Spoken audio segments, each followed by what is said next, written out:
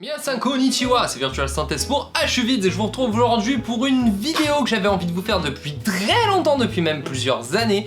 Aujourd'hui on va parler d'animation, on va parler des animés que je vais regarder pour la saison qui commence, la saison automne. Attention, regardez bien la vidéo jusqu'au bout, j'ai une annonce super importante à vous faire, elle sera en fin de vidéo. C'est parti!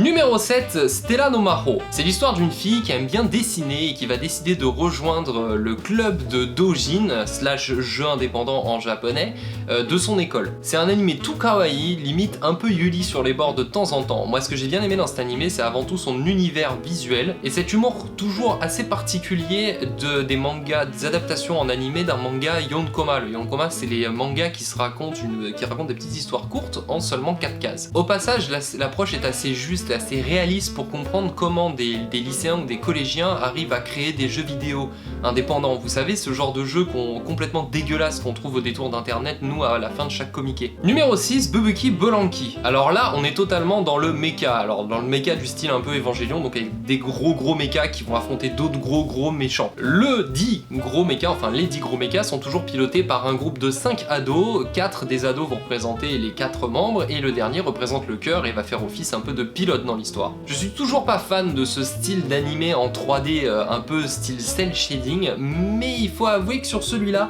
avec le chara design qui est quand même assez original, assez agréable, des personnages qui ont un background relativement intéressant et relativement prenant, on a envie d'en savoir plus, et en plus l'usage de la 3D pour le coup est fait à bon escient puisque ça va permettre d'avoir des scènes d'action qui sont beaucoup plus dynamiques et beaucoup plus toniques que ce qu'on aurait sur de l'animation 2D. Du coup avec tous ces facteurs, et sans m'en rendre compte, cet animé dont je suis toujours me considère pas comme ultra fan, se regarde assez bien et j'attends chaque épisode, chaque semaine avec un peu d'impatience. Numéro 5, Mahou Shoujo Ikseikei Kaku. Donc c'est un peu long comme titre, mais donc avant de vous parler de cet animé, il faut que je vous avoue quelque chose, j'ai 2 points faibles en animation. Je suis complètement fan de tout ce qui va être du Mahou Shoujo ou de tout ce qui va être hyper moé. Et malheureusement, les Mahou Shoujo sont souvent très moé et celui-là n'échappe pas à la règle. Donc Mahou Shoujo Ikseikei Kaku, c'est l'histoire de gamines, je pense que dans l'histoire on précise pas leur âge, mais comme d'habitude elles sont souvent en école primaire, qui jouent à un jeu en ligne sur mobile où elles jouent des Mahou Shoujo jusqu'au moment où elles vont signer un contrat et vont faire rentrer dans le jeu d'une certaine manière. En tout cas, le jeu va venir dans le monde réel et vont devenir des Mahou Shoujo. Mais en fait, on va rapidement leur annoncer qu'il y a trop de Mahou Shoujo dans le monde réel et qu'il va falloir qu'elles soient éliminées. On est totalement dans un Mahou Shoujo du style de Madoka Magica, donc quelque chose qui commence comme une histoire un peu enfantine et qui va vite virer à quelque chose de dramatique, de très adulte, voire même de très violent. Du coup, c'est une série qui est quand même vachement bien animée, le chara design est relativement original, même si le style Mahou Shoujo a quand même été surexploité ces dernières années. Il y a plein de seiyuu que j'adore, vous savez les doubleuses, on va en reparler un peu après, mais les doubleuses que j'aime bien, c'est voilà. Et donc quand on rajoute par-dessus ça mon côté un peu fanboy du Mahou Shoujo, je le trouve cool, vraiment. Enfin, jetez-y un œil, donnez-moi vos avis dans les commentaires, moi je le trouve cool pour un Mahou Shoujo. Numéro 4, A Girlish Number. Attention, là on rentre dans le vif du sujet, on rentre vraiment dans les animés que je pense que vous devriez regretter de ne pas prendre le temps de les regarder parce qu'ils valent vraiment le coup et que c'est vraiment des animés qui, voilà, c'est pas le genre de truc qu'on retrouve à chaque saison et qui se recopient les uns sur les autres, un peu comme le Mahou Shoujo dont je parlais juste avant. Donc dans A Girlish Number, on va suivre une seiyuu. Une seiyuu, c'est le nom en japonais pour dire les doubleuses japonaises, c'est vraiment un métier à part entière au Japon et c'est l'un des rares pays où c'est le cas. Cette seiyuu qui donc va signer pour la première fois son premier gros contrat. C'est vraiment un animé assez juste et assez réaliste, c'est dans la lignée de Shirobako qui nous parlait du métier de planning manager et d'exécutif producteur dans l'animation, ou encore de la saison dernière on avait New Game qui cette fois nous parlait du métier d'un chara designer et d'un animateur dans le métier du jeu vidéo, dans la création de jeux vidéo. C'est souvent drôle et on retrouve le profil type de la plupart des seiyuu en version envers du décor, c'est-à-dire on retrouve, moi qui ai eu l'occasion de travailler avec quelques seiyuu quand j'étais au Japon, on retrouve le côté la seiyuu toute moe kawaii et adorable sur scène et qui en fait est vraiment quelqu'un de complètement timide dans la vie privée, ou la grosse connasse qui est prête à tuer tout le monde pour avoir un job, mais qui fait la gentille copine avec tout le monde sur scène, etc. Donc c'est assez intéressant. En plus, ça parle bien japonais, pour le coup, il n'y a pas trop de faux mots japonais qui sont rajoutés pour faire un peu plus moe kawaii. Il y a de l'humour, il y a le côté toujours un peu documentaire, on va découvrir un peu l'envers du décor du métier de seiyuu et même l'envers du décor des animés pour qu'on aime tous regarder. Donc je pense que c'est vraiment un animé qui est intéressant à regarder en tant que œuvre en elle-même, mais aussi en tant que, un peu du point de vue d'un documentaire. Attention, tout n'est pas juste, ce n'est pas un documentaire, mais voilà, ça vous permet un peu de découvrir ce qui se passe derrière les animés que vous avez l'habitude de regarder, donc c'est vraiment quelque chose que j'apprécie. Numéro 3, Hibike Euphonium 2, donc là c'est la saison 2 de Hibike Euphonium que je n'ai pas vu. Alors ça paraît un peu bête, mais je n'ai pas vu la saison 1, là je l'ai récupéré, donc je vais la regarder dès que j'ai un peu le temps. Hibike Euphonium, c'est avant tout un animé de Kyoto Animation. Pour ceux qui savent pas, je suis extrêmement fan de Keion, qui a été fait justement, qui a été fait en animé par Kyoto Animation, et j'aime beaucoup la manière de travailler de Kyoto Animation, qui va énormément travailler en interne, et ce qui est un très bon point. Ils vont pas délocaliser, où on va avoir une grosse irrégularité au niveau de la qualité du contenu. C'est donc un animé qui va nous emmener, nous embarquer dans la vie de tous les jours des clubs, et surtout d'un club de fanfare, et donc qui va être attaché à des clubs de musique classique, etc. On va suivre une étudiante principalement, mais pas que. On va suivre toute la vie qui grouille dans un lycée en dehors du moment des cours. C'est quelque chose, c'est présenté de manière assez juste et assez réaliste. C'est vraiment plus fait tourné comme un drama. Alors le défaut, c'est que du coup tous les personnages n'ont pas les cheveux bleus, roses, violets, ou des archétypes qui vont ressortir particulièrement à l'écran pour qu'on les différencie.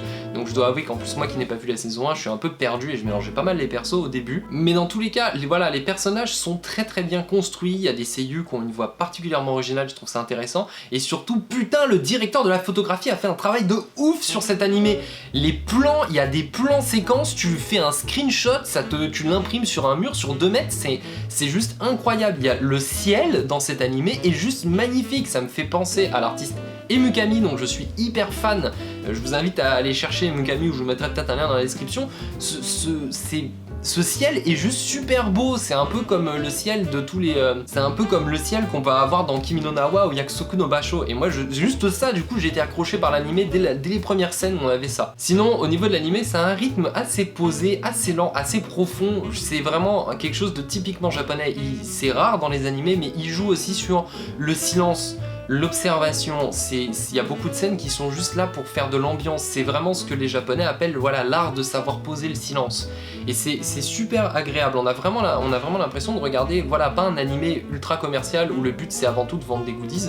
Là on rentre vraiment dans un animé qui est vraiment une œuvre qui se suffit à lui-même. Enfin dans tous les cas, moi je suis complètement accroché par cet animé pour l'instant, et je vous recommande vraiment de le regarder. C'est plus adulte, mais ça va pas être spécialement déprimant, c'est très intéressant. Donc voilà, posez-vous devant et vous allez kiffer. Numéro 2, Flip Flappers. C'est l'animé un peu ovni comme on peut en avoir sur certaines saisons. Par exemple, je pense à Space Dandy qui était un peu l'ovni complètement what the fuck qui était sorti à une période. Là, on va retrouver Paprika et Kokona qui vont du coup voyager dans différentes dimensions, mais qui vivent l'une en tout cas, Kokona qui vit dans notre monde, dans le monde réel, et Paprika qui débarque on sait pas trop où. Elles vont visiter différentes dimensions pour essayer de récupérer des éclats de Mimi. Ce qui est intéressant en fait dans cet animé, c'est que chaque dimension va avoir sa propre direction artistique, et en réalité, je le sais parce qu'ils font comme ça sur certains animés de temps en temps, c'est différents studios et différents réalisateurs qui vont se voir confier différents épisodes de la série, mais pas en étant briefés, en devant rester assez régulier dans la qualité et dans le style de l'animé. On leur donne patte blanche, et je trouve ça hyper intéressant. Qui plus est, on sent vraiment que les studios se sont amusés à jouer sur le fait qu'ils savaient qu'ils allaient tous bosser sur des épisodes différents et qu'ils allaient pouvoir apporter leur patte, leur expertise. Certains studios sont plus bons pour certains combats, ou vont avoir leur manière de mettre en scène des combats, d'autres vont être dans quelque chose de beaucoup plus léché, de beaucoup plus réaliste, etc. Et on voit même, il y a même certaines scènes, quand vous avez l'œil et l'habitude, vous vous rendez compte que les studios s'amusent à copier d'autres studios en mode un peu troll. C'est un peu une private joke d'un studio à un autre, ou d'un réalisateur à un autre, et rien que pour ça c'est très intéressant, en tant que tout simplement pour les éléments visuels qui vont être apportés. Essayez de comprendre en fait ce qui change d'un épisode à un autre, et voir même si vous avez vraiment l'habitude de reconnaître quel studio a pu travailler, ou quel réalisateur a éventuellement pu diriger cet épisode ou cet épisode. Dans tous les cas, le rythme est parfait, l'histoire et l'univers est relativement original, et je pense que vous devriez vraiment regarder l'animé Flip Flappers, c'est vraiment un animé qui me fait kiffer. Numéro 1, mon petit chéri, mon petit chouchou pour cette saison, qui est vraiment... potentiellement mon animé préféré de l'année 2016, Sangatsu no Lion. Sangatsu no Lion, c'est tout bête sur la base, on va suivre l'histoire d'un jeune adolescent qui est un génie du shogi. Le shogi, c'est on peut pas vraiment, ça devrait pas s'appeler le jeu d'échecs japonais, mais voilà, c'est un peu le même principe, c'est un jeu de stratégie japonais très ancien. Mais attention, hein, c'est dans le style seinen, pas shonen. On va pas avoir des super pouvoirs et des scènes complètement pétées comme dans un Yu-Gi-Oh! Là, on est sur quelque chose d'assez réaliste, assez rigide. J'ai commencé à regarder cet animé sans trop d'attente. Hein. Je l'ai regardé, j'y croyais pas trop. Visuellement, ça m'avait pas paru détonner plus que ça dans l'ensemble des animés qu'on avait pour l'automne. Et putain, les 5 premières minutes du premier épisode, je suis resté scotché. J'étais en train de faire autre chose, je me suis arrêté.